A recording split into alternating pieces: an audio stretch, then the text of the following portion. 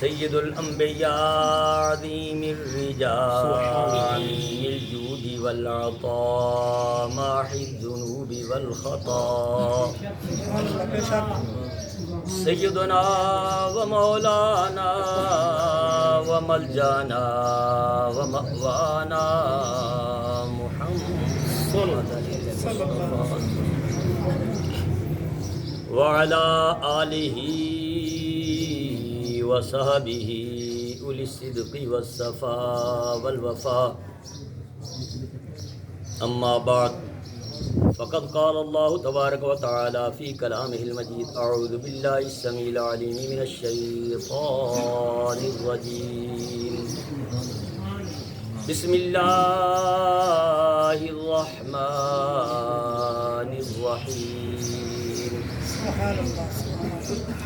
ان اشکر لی ولوالدیک سبحان اللہ صدق اللہ مولانا العظیم وصدق رسولہ النبی الکریم ونحن علی ذلک لمن الشاہدین والشاکرین والحمد للہ رب العالمین قال اللہ فی شان حبیبہ مخبرا وآمرا ان اللہ وملائکتہ یصلون علی النبی یا ایہا الذین آمنوا صلوا علیہ وسلموا تسلیما صبری الصلاۃ والسلام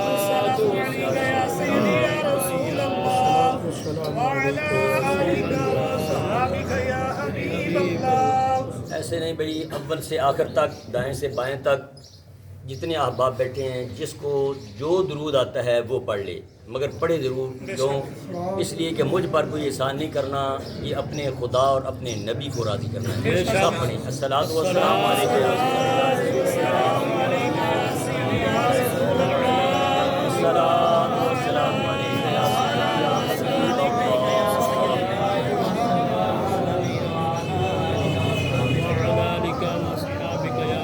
واجب الاحترام سامعین دی قدر،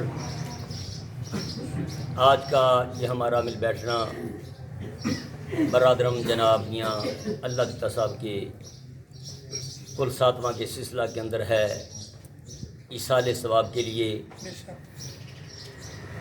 دعا ہے اللہ کریم جل مجدہ العظیم بصدقہ نبی کریم رؤوف الرحیم صلوات اللہ علیہ تحیت و تسلیم جانے والے ہمارے اس بھائی کو اور ان کے صاحبزادگان خصوصاً محمد اسلم، محمد اشرف غیرہم صاحبزادیاں اور باقی ان کے بھائی اور ان کے بھانجے بھتیجے جو یہاں ہیں یا اگر کوئی نہیں بھی آ سکا، سب کو اللہ تعالیٰ صبر جمیل عطا فرمائے۔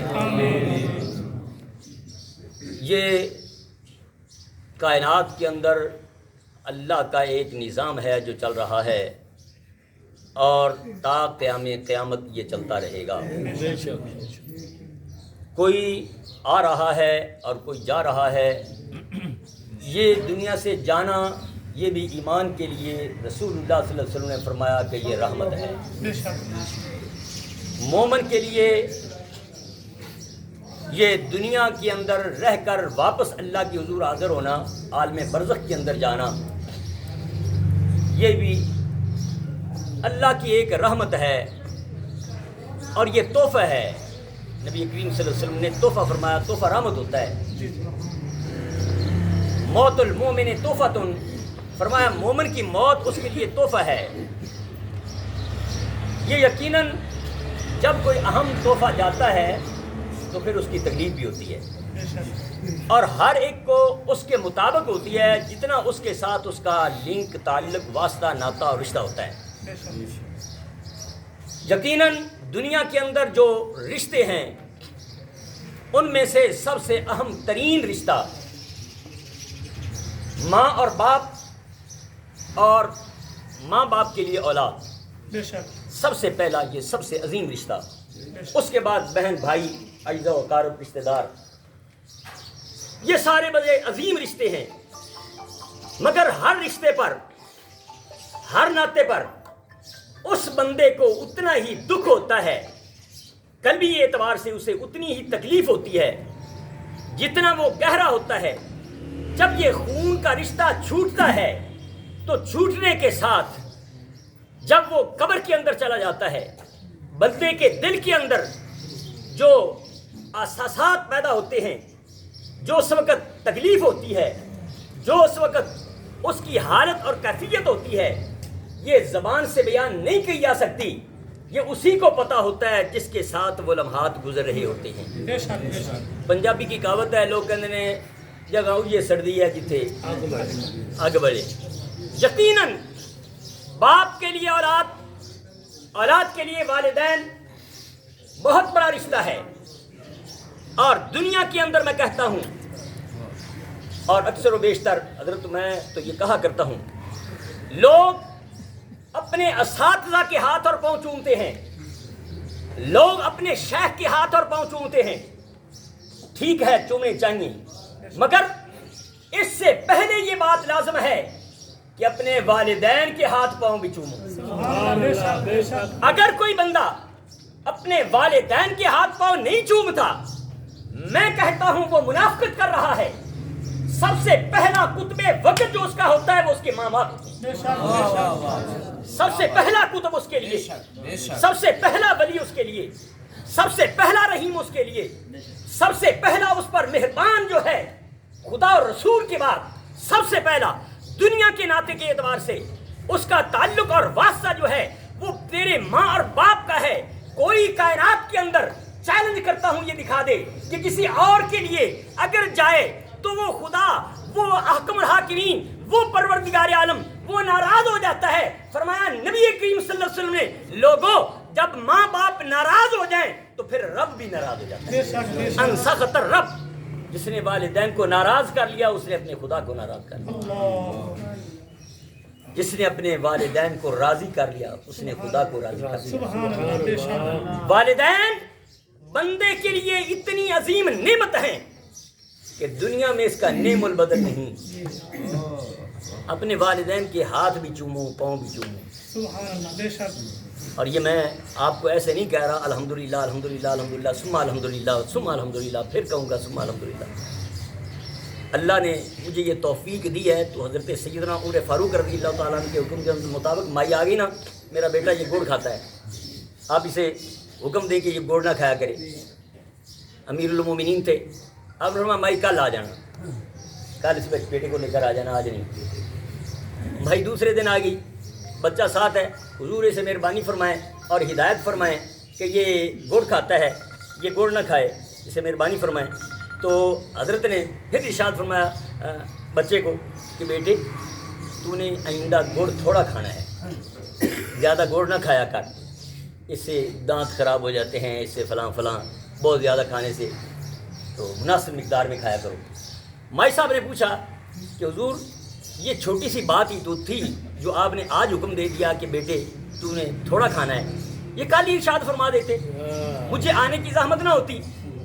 تو کریم نے فرمایا یہ مومنوں کے حکمران ہے، آج کا حکمران نہیں ہے.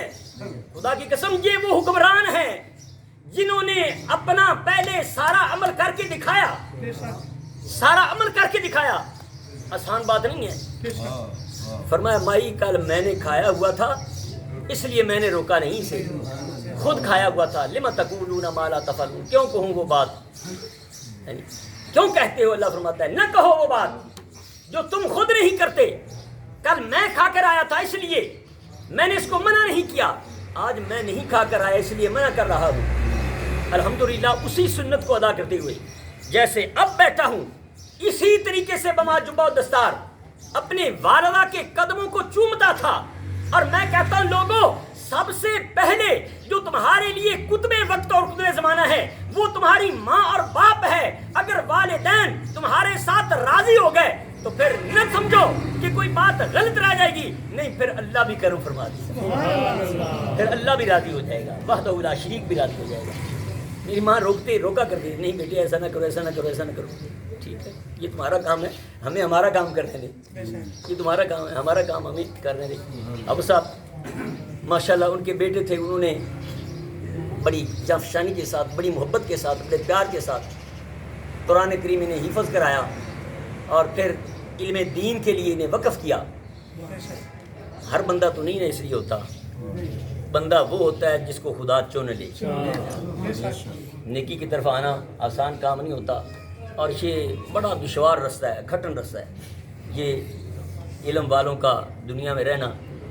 لوگ دیکھو نا، کوئی اگر اسکول کا ٹیچر ہے تو کم از کم وہ 25-30 ہزار روپیہ تنخواہ لے رہا ہے، ٹھیک ہے۔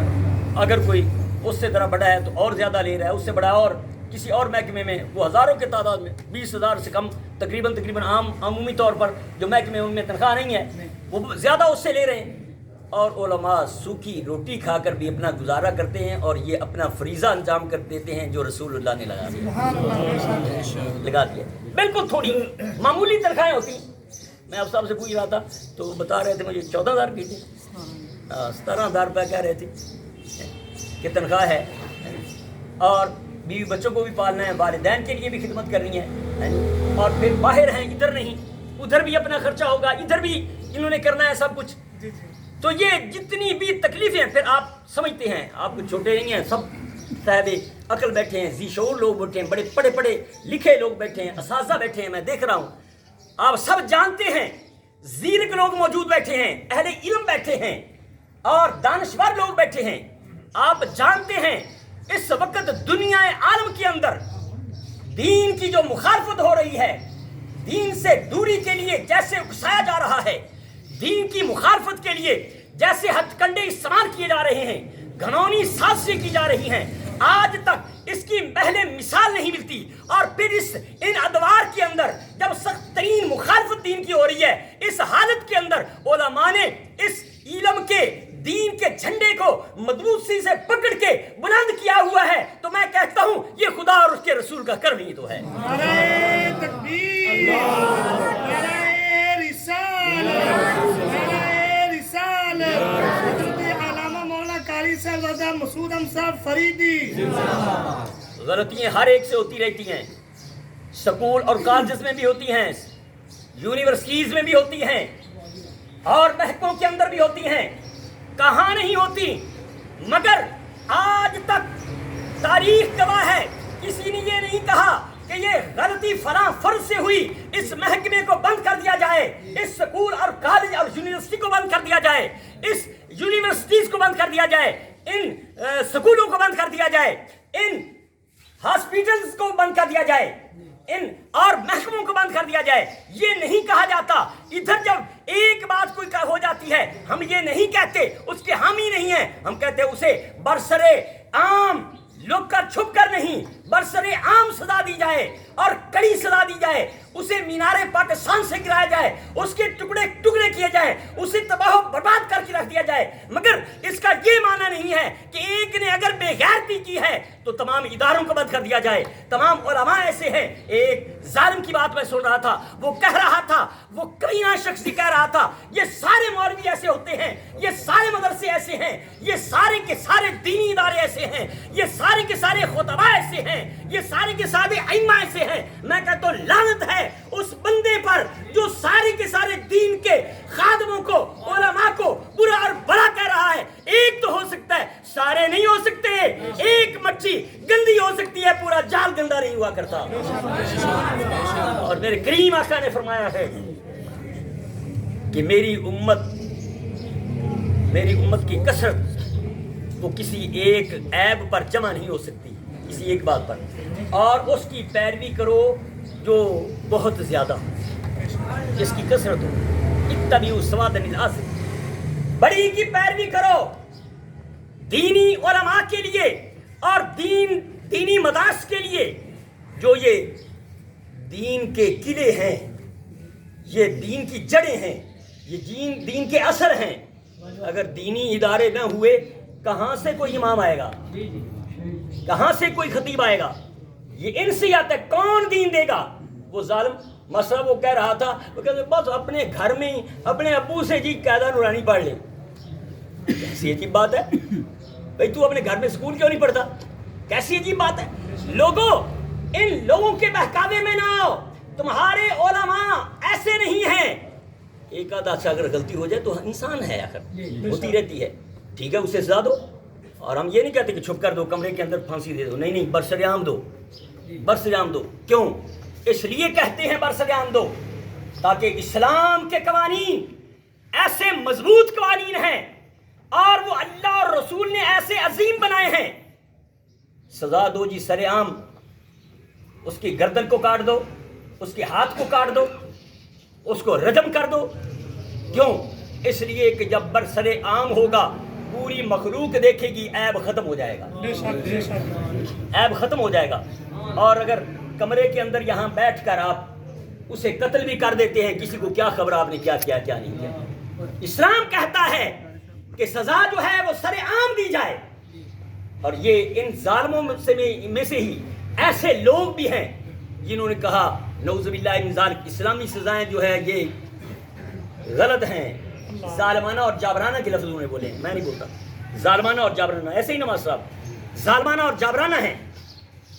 لوگوں، اسلام کی سزائیں ظالمانہ جابرانہ نہیں، یہ تم لوگ اور تمہارا خیال ظالمانہ اور جابرانہ ہے.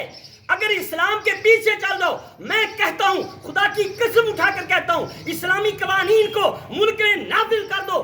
8 دن کے بعد دیکھ لینا تمہاری معیشت کا کیا حال ہے، تمہارے چار دیواری کا کیا حال ہے، تمہارے حالات کا کیا حال ہے. کیا تمہارا ملک کس نیج پر چل رہا ہے، کس ڈگر پر چل رہا ہے اور کہاں جاتا ہے. پھر کسی کے سامنے تمہیں کاسا لیسی کرنے کی ضرورت نہیں ہوگی. لوگ تمہارے قدموں میں آئیں گے، لوگ تمہارے قدموں میں آئیں گے. عمر فاروق کو آپ کے ایلچی نے خط لکھا تھا نا، حضور پانی یعنی دریا بہتا نہیں، لڑکی جو ہے حسین و جمیل اسے یہاں قتل کیا زندہ درگور کیا جاتا ہے، اسے زیور آراستہ کر کے زیور سے نہلا دھلا کر حسین و جمیل بنا کر، تو اس کے بعد بہتا ہے اور سال کے بعد پھر بند ہو جاتا ہے. اسلامی حکومت کیا حکم؟ آپ نے خط لکھا دریا کی طرف. اگر دیندار بندہ ہو نا تو پھر اس کے لیے بندہ بھی وہی ہے، دریا بھی وہی ہے. وہ بندے کو بھی سمجھا سکتا ہے، دریا کو بھی سمجھا سکتا ہے.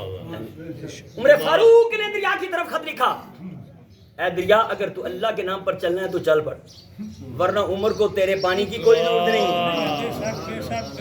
لوگ تو پانی کی بوند بوند کو ترس رہے ہیں، حضرت بلک رہے ہیں، انہیں تو پانی کی ضرورت ہے. روڑا تو یہ ہے کہ پانی کی ضرورت ہے. عمر فاروق کہتے ہیں تیرے پانی کی مجھے ضرورت نہیں.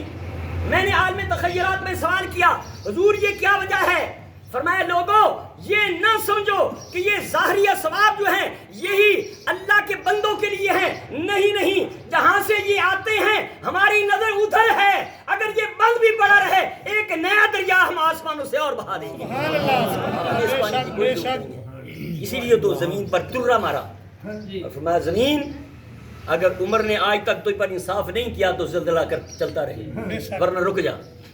اے زمین اس غریب کا تیل باہر نکال دے گا تو پر عمر نے نہیں کیا، اگر کیا ہے تو انصاف کیا ہے تو پھر باہر نکال. یہی وجہ تھی لوگوں، یہ سارا دین کا معاملہ ہے. اب صاحب کو انہوں نے دین کی طرف لائے، ایک حافظ اور پھر عالم. نبی پاک صلی اللہ تعالیٰ علیہ وسلم نے فرمایا لوگوں نبی کریم صلی اللہ تعالیٰ علیہ وسلم نے فرمایا، ویسے میں نے ایسی ضرورت نہیں کہ میں اسپیکر بغیر بھی چلتا رہا، کیونکہ میں جہاں تقریریں شروع کی تھی اسپیکر کو نہیں آیا رسیو ہو رہی 73 بجلی کو نہیں آئی رسیو ہو رہی 71 اس وقت میں تقریریں شروع کی تھی، اس واسطے وہ کم چلتا رہتا ہے، روڑا بنے گا. اب صاحب صاحب علم حافظ بھی ہیں اور عالم بھی ہیں، تو اللہ فرماتا ہے حل یستوی الذین یعلمون والذین لا یعلمون. بھلا علم والا اور جاہل وہ ایک جیسا ہو سکتا ہے؟ نہیں ہو سکتا. حل تستوی الظلمات والنور، اندھیرا اور نور ایک جیسا ہو سکتا ہے؟ نہیں ہو سکتا. لوگوں اللہ کے حبیب نے فرمایا سنو، میرے کریم نے فرمایا کہ ایک عالم دین کے قلم کی سیاہی اور ایک طرف ہے، دوسری طرف وہ بندہ جو بارڈر پر جا کر جنگ کر رہا ہے، اسے تیر لگتا ہے، برچھا لگتا ہے، گولی لگتی ہے، بم بلاسٹ ہوتا ہے، اس کے خون کے فوارے آسمان کی طرف وہ رہے، وہ اپنے مسجد پر بیٹھ پر عالم دین وہ لکھ رہا ہے. تو کریم آقا نے فرمایا عالم دین کے قلم کی سیاہی اللہ کے نزدیک شہید کے خون سے افضل ہے. نعرہ تکبیر، نعرہ رسالت، نعرہ حیدری. 2 گھنٹے کا کریم آقا نے فرمایا کہ شہید کا خون وہ دیکھو نا ہے بھی پردیش میں، جی جی ٹھیک ہے، بیوی بچوں کو چھوڑا ہوا پردیش میں بھی ہے، پردیش کی بڑی فضیلت ہے، بے شک اور پردیش والے کے لیے یہ حکم ہے، مسافر اگر کوئی دعا کرتا ہے اللہ اس کی دعا کو رد نہیں کرتا، بے شک بے شک اللہ اس کی دعا کو رد نہیں کرتا، وہ مسافر بھی ہے اور پھر دین کا مجاہد ہے، مجاہد ہے۔ اللہ نبی کریم صلی اللہ علیہ وسلم نے فرمایا کہ لوگوں، نماز کے بعد سب سے افضل جو کام ہے وہ جہاد ہے، بے شک نماز کے بعد سب سے افضل کام جہاد ہے، حتیٰ کہ اذان سے بھی افضل ہے۔ سیروں بلال حبشی رضی اللہ تعالیٰ عنہ رسول اللہ صلی اللہ علیہ وسلم کے مؤذن تھے، اذان پڑھتے رہے حضور کے وقت کے اندر، ایک روایت میں ہے کہ حضرت ابو بکر صدیق کے وقت میں بھی پڑھتے رہے اور عمر فاروق کے وقت میں آپ نے چھوڑا اور شام چلے گئے، ایک روایت میں آتا ہے کہ صدیق اکبر رضی اللہ تعالیٰ عنہ کے دور میں ہی آپ نے چھوڑ دیا اور ہم ملک شام چلے گئے، کس لیے؟ جنگ کرنے کے لیے، جہاد کے لیے۔ آپ سے کسی نے پوچھا حضور یہ کیا وجہ ہے؟ آپ تو مؤذن تھے رسول اللہ صلی اللہ علیہ وسلم کے، مسجد نبوی میں بیٹھ کر اذان دیتے، آپ چھوڑ کر کیوں آئے؟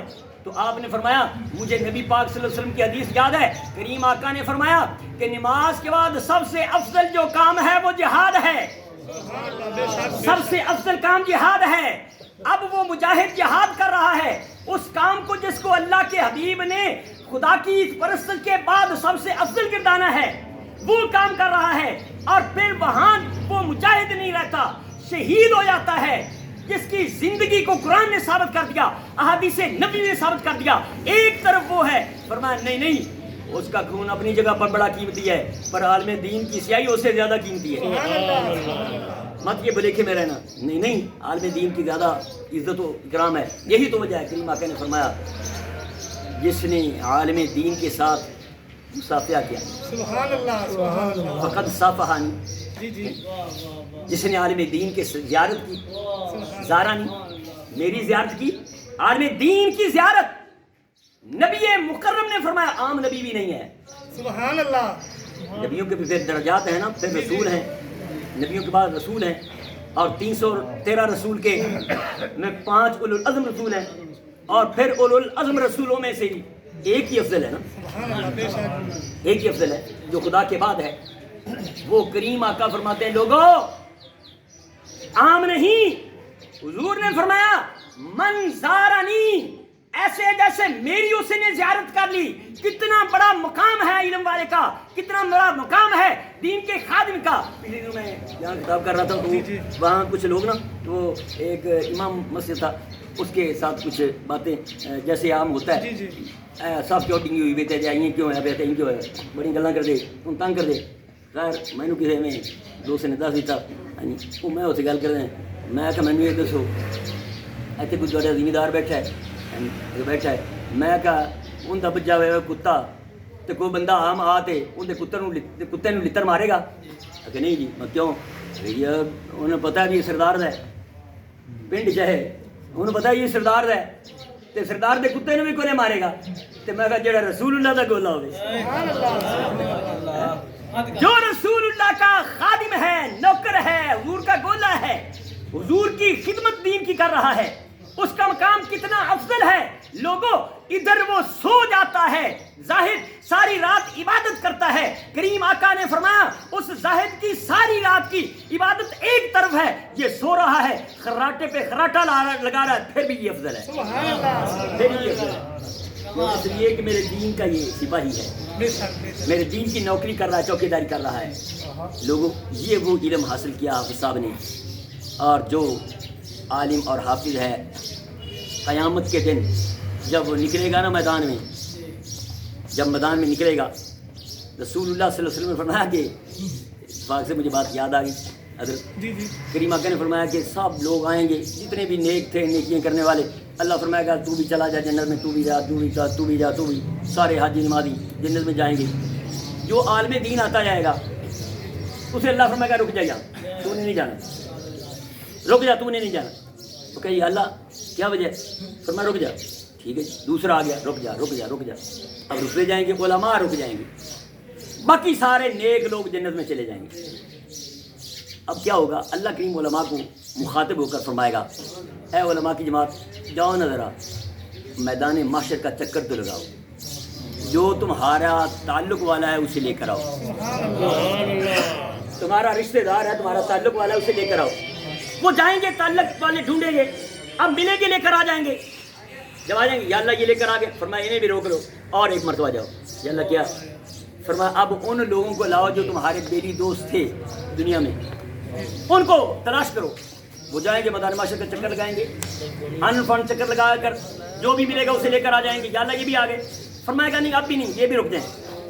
جی اللہ حکم، فرمایا جاؤ نا، جس نے ایک مرتبہ بھی تمہارے ساتھ سلام کیا ہے، مصافحہ کیا، ایک مرتبہ بھی، بے شک بے جاؤ شک نا اسے بھی لے کر آؤ۔ سبحان اللہ اللہ اسے پہچان عطا فرما دے گا۔ سبحان اللہ حالانکہ ایک مرتبہ کسی نے سلام لیا، کیا خبر جتنے لوگ سلام لیتے رہتے ہیں وہ نماز پتہ ہی نہیں چلتا، آپ سے لیتے رہتے پتہ نہیں ہوتا۔ اللہ فرمائے گا پہچان دے دے گا۔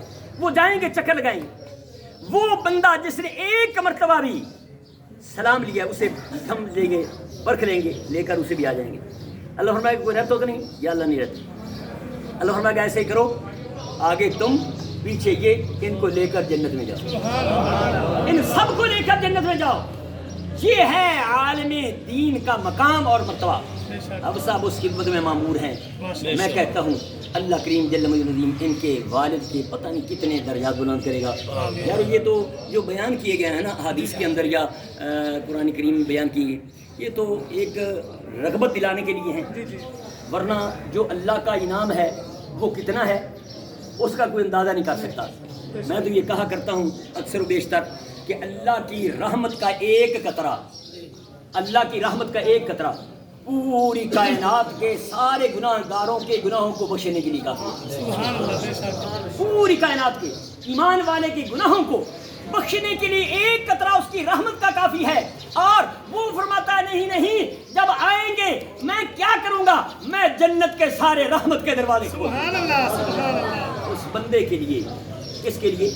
نمازی کو حکم ہوگا یہ فلاں دروازہ ہے، یہ فلاں جہاد کرنے والے کے لیے ہے، شہید کے لیے ہے، یہ فلاں روزے دار کے لیے دروازہ ہے۔